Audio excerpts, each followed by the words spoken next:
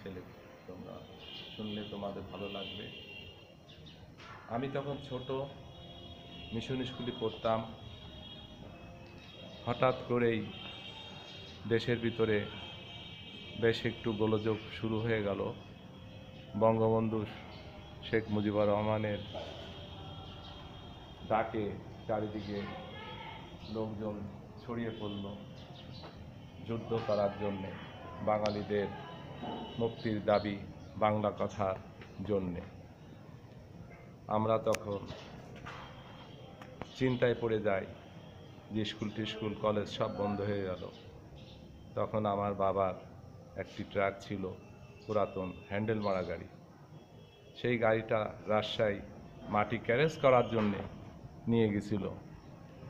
বাবা যাওয়ার সময় বলেছিল যে দেশের অবস্থা ভালো না, যখন তখন গণ্ডগোল হতে পারে, যুদ্ধ বাঁধতে পারে।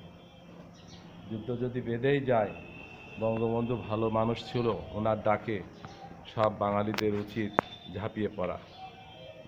তাই তখন আমরা বাবার কথা শুনে চিন্তিত হয়ে পড়েছিলাম যে সত্যি সত্যি যদি যুদ্ধ বাঁধে আমরা যাব কোথায়।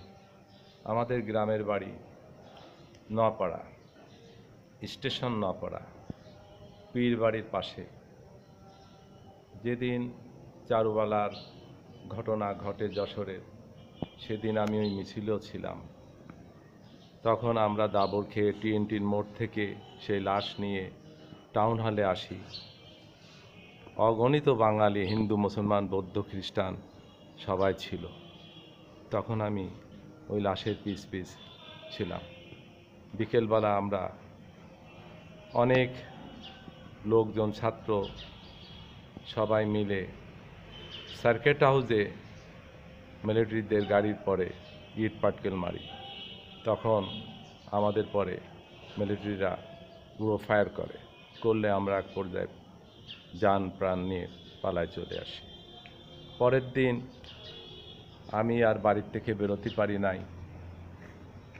খিদেতে ছটফট করছি, রাত্রি খাওয়া নেই, সকালে খাওয়া নাই, কি খাবো? ঘরে চাল নেই, ডাল নাই, তেল নাই, কারেন্ট নাই, কারফিউ চলছিল। তখন বড় ভাই, আমার মা, আমার বোন সবাই বলল যে বাইরে বেরোস না, বাইরে কেউ নাই, যাওয়া যাবে না, মিলিটারি টোল দিচ্ছে। তখন আমি তো চিন্তায় আছি যে কি করে বেরোবো, কি করে বাইরে যাব। আর আমি ছোট মানুষ, আর আমারে কেন বা কি ওরা মিলিটারিরা কি বলবে। তাই একটু ফাঁক পেয়েছি, তখন দরজা খুলে আমি বাইরে চলে আসছিলাম। আসার পরে ষষ্ঠীতলার থেকে ফায়ার সার্ভিসের মোড়ে আসলে এক বিহারি, আমার পরিচিত, আমার স্কুলের বন্ধু হয়, তার সাথে পড়তাম। সে আমাকে বলল, চল। আমি কোথায় যাব? তা তুই এই কয়দিন কোথায় ছিলি? আমি বাড়িতেই ছিলাম, 3 দিন বাইরে বেরোতে পারিনি, কারফিউ চলছিল। তা বলল, না তুই চল আমার সাথে বিডিআর ক্যাম্পে। কারণ বিডিআর ক্যাম্পে বিডিআর আছে? তার কাছে হ্যাঁ আছে। মিথ্যে কথা বলে আমার নিয়ে যায়। আমি যেতে চাইনি, আমার মুখে একটা থাবা দিছিল। তারপরে আমি যাওয়ার পরই আমাকে খান সেনারা বলল, হোল্ড। তখন আমার বাবার কথা মনে পড়ছিল, কেউ যদি হোল্ড বলে 2 হাত উঁচু করবি। তখন আমি হাত উঁচু করেছিলাম। তখন জিজ্ঞেস করলো, তোমারা নাম কে হয়? আমি শেখ না বলে, আমি শেখ কেটে দিয়ে আমি বলেছিলাম মোহাম্মদ আলম। তা বললো, স্যাসকে বাতাও না গুলি করকে দেগা। তখন আমি আবার বলেছি আলম। 3 বারের বার আমার ঘুষি মেরে ভিতরে টেনে নিয়ে যায়। ওকে জিজ্ঞেস করলো, তোমারা নাম क्या है? वो बोल हमारा नाम सैयद। तो बोलो, बहुत अच्छी के नाम, तुम्हारा बाप का नाम क्या है? बाबर আলী है। তো বলে, যাও। ওকে ছেড়ে দিল, আমাকে মারতে মারতে ভিতরে নিয়ে যায়। নিয়ে একটা নারকেল গাছের গোড়ায় বেঁধে রেখে সেখানে অনেক রুটি টুটি, ওদের খাবার বেঁচে গেছিল, সেই গাছের গোড়ায় ফেলানো ছিল। তা আমি ওখান থেকে, যেহেতু আমার হাত পা বাঁধা, আমি ক্ষুধার্ত, আমার অনেক কষ্ট হচ্ছে যে আমি একটু যদি ওই পিঁপড়েওয়ালা রুটিও যদি খেতে পারতাম, চেষ্টা করছিলাম যেহেতু হাত পায়ে পিঁপড়ে উঠেছে, কামড়াচ্ছে লাল পিঁপড়া, তা আমি যদি হাত খুলে রুটি নিতে পারতাম তাহলে যান বাঁচত, কিন্তু তাও পারি নাই। আধা ঘন্টার ভিতরে আর এক লোক এসে মিলিটারি পাঠারি খান, সে আমাকে মা বোন তুলে গালিগালাজ করে, ভ্যাঁড় চোদ তোমারা নারিয়েল গাছ মে চড়নে হোগা। তা আমি তো বুঝতে পারিনি যে নারিয়েল গাছ কী। পরে আমি বুঝতে পারলাম যে আমাকে গাছে উঠাতে বলছে। তখন আমি তো কোনো দিন গাছে উঠিনি, আমাকে মারলো, মেরে বললো জলদি সে গাছ মে চড়নে হোগা তুমকো। তা আমি একবার চেষ্টা করলাম, তখন টিপ টিপ করে বর্ষা হয়েছিল, রাত্রে গাছ ছিল ভিজে। দুইবার ওঠার চেষ্টা করে আমি পড়ে যাই। পড়ে যাওয়ার সাথে সাথে বুকির পরে বুট দিয়ে একটা লাথি মারে, আমার দম বন্ধ হয়ে গেছিল। তারপরে আবার আমি উঠলাম, ওঠার চেষ্টা করে 3বারের বার আমাকে বললো ফির গিরেগা ভ্যাঁড় চোদ তুমকো গুলি কর দেগা, ফির গিরেগা তুমকো গুলি কর দেগা। তখন আমি আল্লাহরে কই, ওরে মারে আল্লাহরে কই চিল্লাই কাঁদছিলাম। তখন আমি আস্তে আস্তে আল্লাহর নাম ধরে ডেকে বুক ঘষতি ঘষতি আমি নারকেল গাছে উঠি। উঠার পরে আমি আর নামতে পারি না, আমাকে বলছে উতরাও ভ্যাঁড় চোদ জলদি সে উতরাও, উতরাও না গুলি কর দেগা। আমি নারকেল কোনো রকম 2-1টা পেরেছিলাম, সে নারকেল ওদের কাছে পড়েছে, পড়ার পরে ব্রাশ ফায়ার করেছিল, গাছের পাতা কেটে পড়েছিল, আমার কান বন্ধ হয়েছিল। পরে আমি নিচে নেমে আসছি, গাছ ধরে নেমে আসার পরে আমাকে আবার দড়ি বেঁধে নিয়ে পিছনে গ্রাউন্ডটির পিছনে নিয়ে গেল, নিয়ে বলছে তোমার ঘর মে কেন আয়।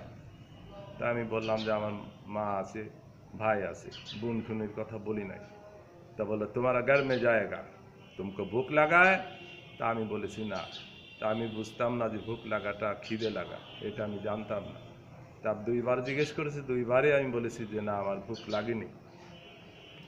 পরে আমাকে বলছে খানা খানা খাইয়া है। তখন আমি বলেছি না খানা নেই খা। বলে तुमको खून निकालता, कौन आदमी मारा है तुमको। तो আমি বললাম पठारी खान। তো বলে ঠিক আছে पठारी खान के बुलाओ। তখন पठारी खान আসলো, আসার পরে पठारी खान के बोलो जो तुम मुसलमान, ये भी मुसलमान है, इसको किस लिए मारा है, इसके पास माफ़ी मांगो।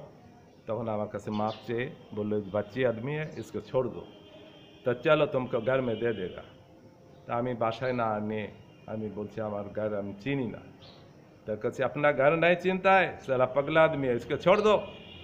अरे बच्चू खड़ा हो यहाँ, अरे इनको 40টা রুটি 1 प्याली ডাল दे दो। তো আমাকে 40টা রুটি দিল। পাকিস্তানি পেপারে আমি রুটিটা পেঁচাই, আমি ডাল 1 গামলা ডাল মাথায় নিয়ে আমি আসছি। ঠিক ক্যাম্পের থেকে ছাড়াই যে বর্তমানে এখন নবকেশলা স্কুল বলে সবাই পরিচিত, সেই স্কুল ছিল বিডিআর ক্যাম্প। সেই ক্যাম্পে ছিল সেনাবাহিনী, পাক সেনারা, পাকিস্তানের। সেই গেট পর্যন্ত আসলে আমাকে আবার মিলিটারি বললো হোল্ড, যে তুমকো বুলা রही है। ফের আমি পিছনে আবার আসি, ওই রুটি টুটি কুড়াই নিয়ে ডাল সমস্ত গায়ে। আসার পরে মেজার আমাকে গাড়িতে উঠায় বললো তোমার ঘরে যাব। তখন আমি আমার ঘরের দিকে না আসে আমি জিলা স্কুল মোড়ের দিকে এসেছি। কিদিরি জায়গা, আমি লিদিরি জায়গা হাত দিয়ে দেখাতাম। এইভাবে দড়াটানা পর্যন্ত আসলে ফটিক ড্রাইভারের সাথে দেখা হলো, হিন্দু ফটিক ড্রাইভার, সে আমাদের গাড়ি চালাতো। তাকে বলছে হোল্ড, সে বললো লা ইলাহা ইল্লাল্লাহ মুহাম্মাদুর রাসূলুল্লাহ। তখন বলে তুমি মুসলমান है, বলে কাপড়া উঠাও। তো কাপড়া উঠালো, উঠায় দেখছে, দেখে টেকে ওখান থেকে ফটিককে বলেছে 2টা ইট হাতের পরে দিয়েছে যে তুমি এখানে দাঁড়ায় থাকো। সে ইট হাতে দিয়ে দাঁড়ায় থাকলো, আমরা চলে গেলাম নিউ মার্কেট। যে মানসিক ওই নিউ মার্কেট থেকে ঘুরে ডানি ঘুরে খুলনা স্ট্যান্ড হয়ে চৌরাস্তা দিয়ে নিরালা সিনেমার সামনে যখন আসে, পাকিস্তানি বই চলছিল পারিস্তান, আর ওখানে ছিল হাবিব আর টেনিয়া, এরা মদ আর ওই সমস্ত গরুর মাংস টাংস খাচ্ছিল। তখন বলছে ये लड़का कहाँ से लेके आई है सर, ये खूब शरीफ आदमियों का लड़का है, तुहा चाचा का लड़का है, इसको छोड़ दिए, इसको हम पहचानते हो। তখন ওদের কাছে আমার দিয়ে গেল, ওরা আমার 2 চর মেরে মারধর করে আমার বাড়ি পৌঁছায় দেয়। তারপরের দিন আমরা ভোর রাত্রি হাঁটতে হাঁটতে মা বাবা সবাই, বাবা ছিল না, বাবা আসি নাই, মা ভাই বোন আমরা বাড়ির সকলে একটা বস্ত্র শুধু জামা কাপড় পরে আমরা সবাই মিলে আমরা হাঁটতে হাঁটতে রাজারহাট যাই। রাজারহাট থেকে পার হয়ে কখনো গ্রাম দিয়ে কখনো মাঠ দিয়ে এইভাবে যেতে যেতে নদীর ওই পাড়ে যে কোচো গ্রামে উঠি। কোচো গ্রামে উঠে আমরা রূপদিয়ে গেছি। রূপদিয়ায় থেকে 2 রাত ছিলাম আমার এক নানা বাড়ি। সেখান থেকে আমরা অসংখ্য গোলাগুলি চলছে, চাচড়া মোড়, চাচড়া রাজবাড়ি, পলিরহাট। শুনছি যে বিশাল আপনার পাকিস্তানিদের মিলিটারিদের সাথে মুক্তিযোদ্ধাদের সাথে দফায় দফায় গুলি চলতেছে, এরকম খবর পাচ্ছি। তখন আস্তে আস্তে আমরা গ্রাম দিয়ে আমরা বসিন্দে চলে যাই। বসিন্দে যে মাস 2 ছিলাম, সেখান থেকে টাপুরে নৌকায় ভাড়া করে আমার দুলো ভাই মুক্তিযোদ্ধা ছিল মোস্তফা, সে মুক্তিযোদ্ধাদের সাথে কথা বলে, সে মাঝি ছিল মুক্তিযোদ্ধা, তিনাদের সাথে কথা বলে আমরা বড় টাপুরে নৌকায় আমরা একদম ছাউনির নিচে চলে গেলাম 17 জন। তা 2 পাশে 2 মাঝি SFG স্টেন গান নিয়েছিল আর আমাদের কাছে ছুরি দিয়েছিল। তখন আমরা আস্তে আস্তে যাচ্ছি কার্পেটিং মিলের পিছন সাইড থেকে। যাওয়ার পরে আমাদেরকে মিলিটারি বলল, হোল্ড, এই মাঝি ইধরি আও, ইধরি আও, ইধরি আও, ইধরি আও। তখন ওই মাঝি বলল, কেউ নেই স্যার, কেউ নেই, आदमी नहीं है, हम पाट आने के जा रहे। तो बोलो पाट आनेगा, अच्छा যাও যাও।